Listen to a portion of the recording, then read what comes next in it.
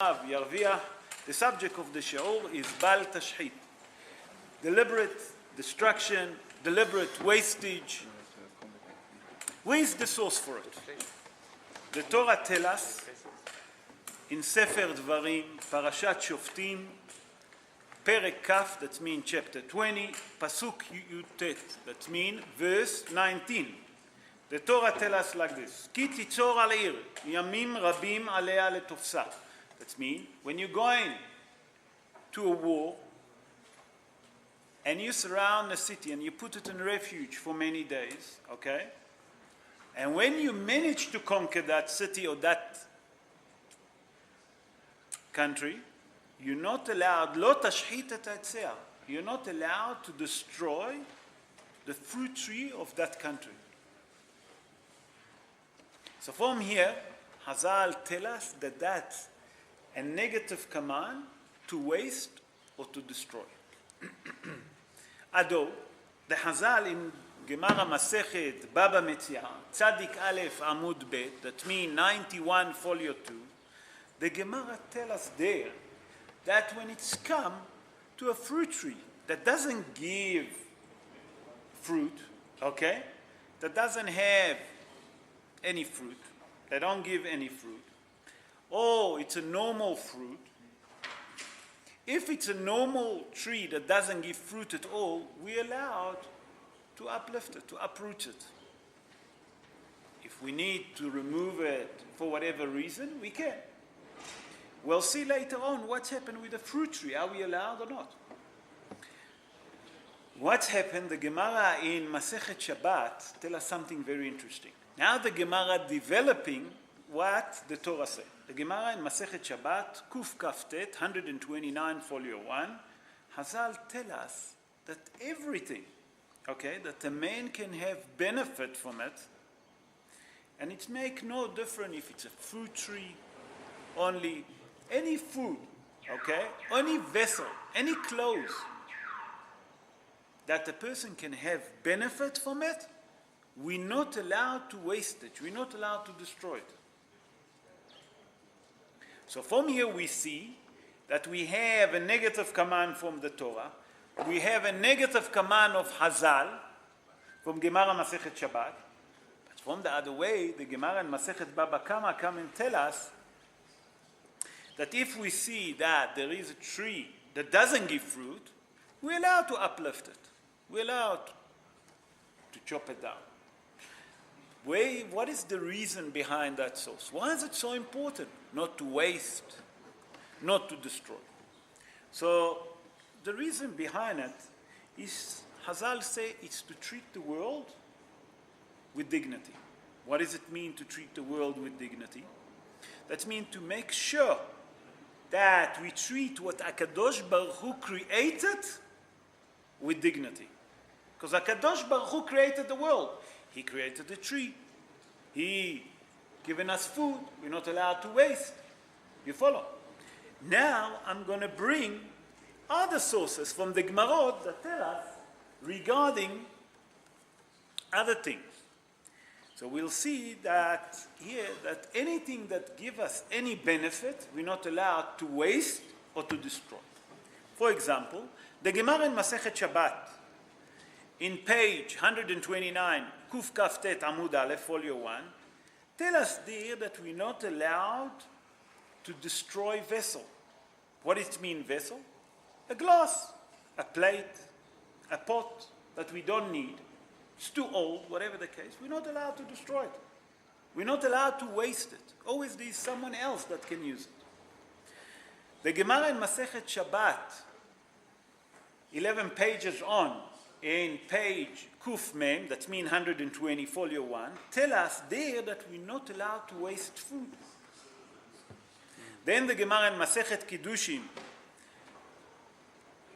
in page 32, folio 1, there the Gemara tell us that we're not allowed to waste clothes. If we have old clothes that we can't use or we don't need, we should give it to someone that can have a benefit from it, a Jewish person that can have a benefit from it. We're not allowed just to destroy them, to waste them. So from here we see that the Gemara come and tell us the negative command of Baal Tashchit. It's not only the fruit or a tree fruit that we're not allowed to destroy. The negative command now moved on. But now there is a mahloket amongst the Rishonim. What it means, the Rishonim? Everyone heard that Rishonim. When is the Rishonim? Rishonim, it's the rabbi that lived, okay, in the 11th century until the end of the 15th century. You follow what I'm saying? Those the Rishonim. For example, the Rambam. The Rambam was Rishon because he born 882 years ago. 881 years ago, the Rambam born. So he considers one of the Rishonim. And he said like this, the negative command, the prohibition from the Torah, that we're not allowed to waste, it's only regarding to destroy a tree that gives fruit, that we can benefit from it. Ado, to that we're adding up, by the way, the Rambam born 881 years ago in Cordova. Cordova, that's in Spain. Ado, there is a Mishneh LaMelech. I don't know how many of you heard Mishneh LaMelech. Mishneh LaMelech, Rabbi Yehuda Rosanes. Rabbi Yehuda Rosanes wrote a commentary on the Rambam. He born, I would say, 530 odd years after it, 540 years after the Rambam, and he wrote a commentary about it. And in his books, Mishneh LaMelech, by the way, Rabbi Yehuda Rosanes born in Kushta. Kushta is in Turkey. Okay, he born 359 years ago, and he wrote a book that's called Mishneh LaMelech. And in his commentary, he came and said that the negative command of wastage or destruction, it's only regarding fruit tree. So we see from here, the Rambam, the Mishneh LaMelech, there's many more that's saying it. Ado, there is other Rabbonim that was Achronim. For example, the Samag, Sefer Mitzvot Gadol, and then there is the Samak, Sefer Mitzvot Katan. Okay, then there is Rabbeinu Yeruham, and Sefer Baal Yereim. This is some of them, there is many more, that say that any wastage, any destruction, deliberate destruction, or deliberate wastage, consider a negative command from the Torah. That's me. If you have food that you made a lot of food for Shabbat, you're not allowed to take that food and Motzei Shabbos or Sunday, throw it to the dustbin. Why? Because that's considered Baal Tashchit, wastage. Therefore, you should freeze it and eat it later. The same, another thing that happened. Many people buy challah. And quite often, they don't finish all the challah. And on Shabbos, we have to have lechem mishneh, 2 full bread. So what they do, they have the challah that left for Friday night that they didn't finish. On Shabbos, they open another challah in Seudah Shniya, another wastage. Instead, buy a small roll. You understand what I'm saying? Or take 2 pieces of pita. Everyone know what is a pita? Okay, it's a full bread. Seonet hamotzi, you can finish that. And finish the bread from Friday night. Do you understand? Instead of waste. This is regarding food. And that's quite often happen. People for Shabbos have visitors. So the wife, Cain and Ora, Keyad HaMelech, you know, and she cook. Too much. And the visitors decide, you know what, it's too hot, we can't finish the cholent. Sunday morning, chup. If it's not to the servant, to the maid, to the dustbin. Lama, why? Haval, wastage. So from here we see that according to some of the Rishonim, the negative command of wastage regarding only a tree fruit. That's the Rambam that we brought. According to the others, is anything that we can have a benefit from it, it's still a positive command from the Torah. So we see the mahloket. Now I would like to take you, oh sorry, you know what, I'll stop here because you both wanted to ask before I continue. You don't mind, Lionel asked me first. Yes, Lionel. Can a Muslim give it to a non-Jew? There is halacha that called lo tehunem. What it means lo tehunem? There's halacha, a negative command in the Torah, a positive command, a negative command, depends how you want to call it. Not to give anything to a Gentile. Why? That's a positive command from the Torah, or negative command, not to give. Only if that will cause hatred and Hilul Hashem, then you can give. If they say that, look at that Jewish person, everyone will give, but the Jew's not going to give. You understand? That can cause Hilul Hashem. You understand? But preferably not. When you talk about wastage, I mean, you've got clothes and they've actually worn out. It's not classified then as wastage. Okay, so what do you do? I'll get to it. Food that's going off. It's not being thrown away, but the salad is now not becoming no longer edible. Brian, can I ask you one favor? In the end of the show, when I start with the halachot, ask that. We'll answer that, because that belongs to the halachot. I want to continue, and then we'll answer. It's a very good question.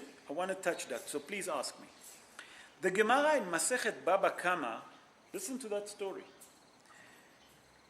In page Tzadik Aleph, Amud Bet, that's me, 91, page 91, folio 2. Rabotai, here we're talking about life danger when we wastage. The Gemara tells us like this. Amar Rabbi Hanina. Rabbi Hanina say, Lo met Shifhat Bri. Shifhat was the son of Rabbi Hanina. He said that the reason that his son died, the reason that Shifhat, his son, died, you know why? He said, Ela mipnei shekatzat te'ena belo zmana. That the Rabbi Hanina said that the main reason that his son, Shifhat, died because he chopped a tree of a fig before he died. That means that the tree still used to bring fruit, and his son gone and he chopped it. What's happened? He's been punished. A gesund. So from here we learn, Hazal tell us, that it's not only a negative command by wasting from the Torah. When you chop a tree, a fruit tree, there is a danger of life. And that you hear the musag that you say, Etz Haimi, that the life is a tree. You have to be careful when it's come to chop a fruit tree. But there is a mahloket. Are you allowed to chop a tree that gives fruit? You have in your garden a fruit tree. And you want to extend your house.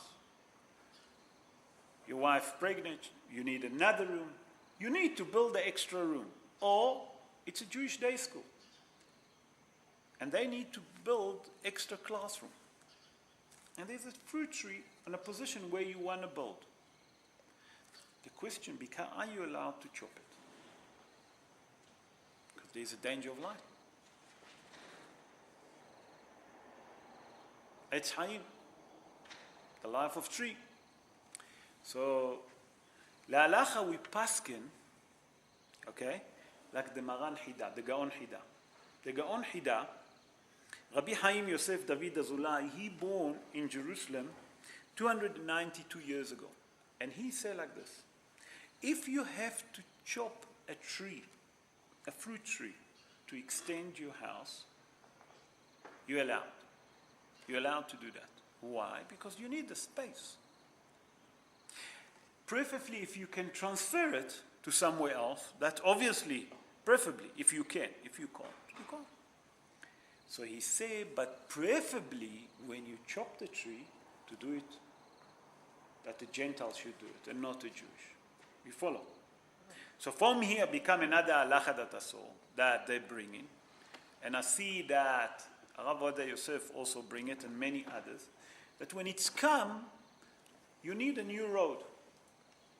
You need to tar a new area, a new road. Are you allowed to take fruit tree out? You understand the question? They want to extend the highway. There's too much traffic, they need to extend it. So the halacha bin paskin, because you need it, you can. You follow? Now I'm going to come to something that's applicable to all of us. You know, when there is a simcha in shul, when there is a groom, hatan, or there is hatan bar mitzvah, the custom is, when you go up to the Torah, we throw sweets. Nachon? And when he finishes Haftarah, we throw sweets. Is that allowed, or is that considered wastage? You understand? Not one gets wasted.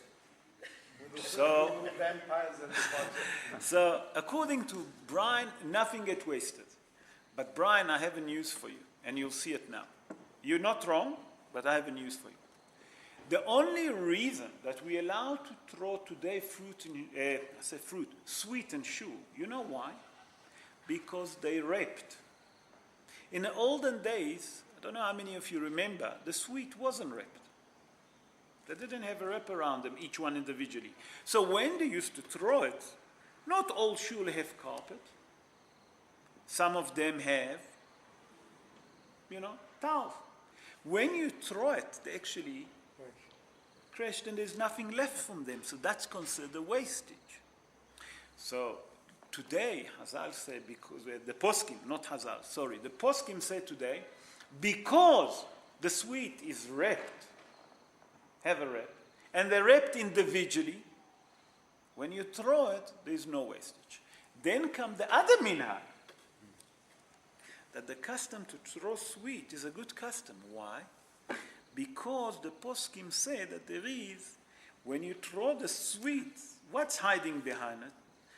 It's that you're wishing the hatan or the hatan bar mitzvah, hatzlacha and brocha and mazel. You know what I'm saying? So there is a custom to throw it to uplift their mazel, as long that they're wrapped.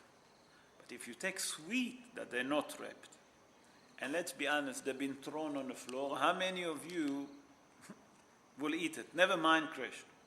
Never mind smashed to pieces. Because it's unhygienic. Everyone walk on the floor. You understand what I'm saying? So the only leniency become because each sweet wrapped. You follow? Now it's time for question. So Brian asked if the fruit is off. Let's start with that. Question number one. The fruit is off. We'll get also to your clothes, okay? So Brian asked, for example, salad. Salad go quite often quick. Even that we put it in the fridge, it go off quick. Nachon? You agree with me, Philip? Nachon? So the question is, if something go off, human being can't eat it. Nachon? Who can eat it, you think? Composting. Compass. So, what is compass? You're throwing it away. That's compass. But you bring it back in. You bring it back. You can say about everything. Everything that you recycle. When you throw the bottle to the dustbin, when it gets to the dustbin, it goes to recycling. But the point is that considered Baal Tashchit or not? A human being can't eat it because it's off. It's off, it's off. You understand? There's nothing you can do. You follow? Now let's go to a clothes. You said these are clothes that they are? They're worn out. Worn out. Okay. You can't wear it. If you give it to someone else, will he have a benefit from it? There is someone else that can benefit from it. If you give it, let's say, to Yad Aaron. I'm asking you, I don't know how worn they are. Yeah, but I'm just saying it's almost embarrassing. So that's... if you've got a shirt and it's worn and the collar's all damaged or it's got a big hole in it over there. So that's why I ask you. Do you actually, it's almost a disgrace. So that's why I ask you. Then why did I ask you? If you think that someone else will have a benefit from it, then you give it to him. Now, quite often, that when you give clothes to Yad Aaron, I know that Yad Aaron deliver it to other people or sell it, whatever. But in general, we're talking about, let's take, for example, Shoes. Nothing wrong with the shoe. They become smaller. I'm talking about kids that, your son grown up and he have shoes and nothing wrong with them. I mean, we have here, I'm going to promote Brian now, our shoe seller, that quite often kids grow up, נכון? That's how you sell your shoes. Or there is quite often it's a new fashion, especially ladies, נכון, Brian? So what do? Nothing wrong with the shoes, נכון? Quite often. So you take that shoes, you give it to Philip here from the Hevra Kadisha, or you give it to Yad Aaron. There's many other people that will be happy to have them because they're not so privileged to have them. But if they worn, if you take a shoes that there is a hole underneath, or a clothes like you said to me that it's completely tear, or a pants, trouser, whatever the case is. As a matter of fact, no one will wear it because it's completely finished, נכון? Then there's nothing to do with that, not considered Baal Tashri. You follow? If you want, you can give it to the gardener. I don't know if he can benefit from it. But you know what I'm saying? So that's not considered. The consider of Baal Tashri, if it's changed because fashion, this shirt is too small on you because, Baruch Hashem, you become a gesund, We grow up. That shirt, nothing wrong with that. I maybe can't have benefit from it for the simple reason that it's too small on me. I can give it to someone else. Do you understand what I'm saying? The same with the trouser. The same with the shoes. Or, let's talk about cutleries. The wife suddenly decides to change her kitchen. She have enough from the cutlery that she had. You take those cutlery, you give it to the Hev. Believe me, the Hev will find 1, 2, 3 who to distribute it. Am I right, Philip? Or clothes. In Arcadia, I'm sure that they'll take it, no? Whatever. You follow, Brian? Yes, Russell. Yeah, but on the same point, if you put a shirt that's old, you've been wearing it for 5 years, okay, there's nothing wrong with it, but there's a bit of a stain or something. The fact is, there are people that are so poor that will wear it, whether you're embarrassed or not to give it to them, if you're relevant, I would think. Okay, that's what I said to him. If I'm saying there are people that will take everything. I agree with you. So that's what I'm saying. So maybe you and me will be embarrassed to wear it. Because whatever the case is. Everyone is embarrassed to wear it. You can't be embarrassed to give it. The fact is people are still going to use it. Gesund, give it to them. Why not? As long that someone can have a benefit from it. You know what I'm saying? Now, let me explain to you what we spoke about the fashion, like I said to Brian. When a woman decides to change her shoes, nothing wrong with the heel. Nothing wrong with the sole. She's embarrassed to wear it because the fashion changed. Nahon, Brian? Honestly. So it's not because something wrong with the clothes. You follow, Russell? It's just she's embarrassed because now it's a new fashion. You've got a shirt that you've been wearing for 10 years, so maybe the collar's a bit frayed, so you want to get a new shirt. Okay. So therefore... Is Chaim Yankel will wear it? Yes. So give it. You can't throw it. That's considered Baal Tashri. Because if I know that someone else will have a benefit from it, Rabotai, we're not allowed to throw it. You follow what I'm saying? Especially, you know when does it happen? It's happened in factories. It's happened in factories. It's happened a lot in factories. Because quite often, I have a friend, like I mentioned to you earlier. His jobs, he have a contract with Edcom. He go and clean them up every end of the season. Nothing wrong with what he get. But the season is finished. Brian supply Edcom, the group of Edcom. Nahon. What they do, it's finished that season. They don't want it, Edcom. So they come to Russell. Russell, you have a contract with me. You take all what I have. And he distributed after that to all of his other suppliers. But nothing wrong, it's brand new with a tag on it. Because the fashion has changed. And you ask me another question. In most schools, yes. I mean, I've spoken to other people, after the brochas, they throw the food away. Now, whose responsibility would it then be to make sure it's not? And I'm just saying, because I mean, You want to put me in trouble? no, I'm just talking to, I mean, we were talking, I mean, I saw it here on Shabbos. I was talking to a friend who goes to another big show, and I was talking to someone else, and he said the same thing happened to shul. Now, surely, a shul, 100%. You're 100%. someone in the shul should say to whoever, I tell you, this show gonna go all over the world. I'm frightened to be to be lynched after that. So give an answer, because unfortunately it's not. you and me, we know the answer, nachon, and we know that you are 100% right. And everyone here in that will agree with you. Yes, but I'm saying is that But, whoa. We're not talking about wanted. Did they offer it to someone else? No one will not.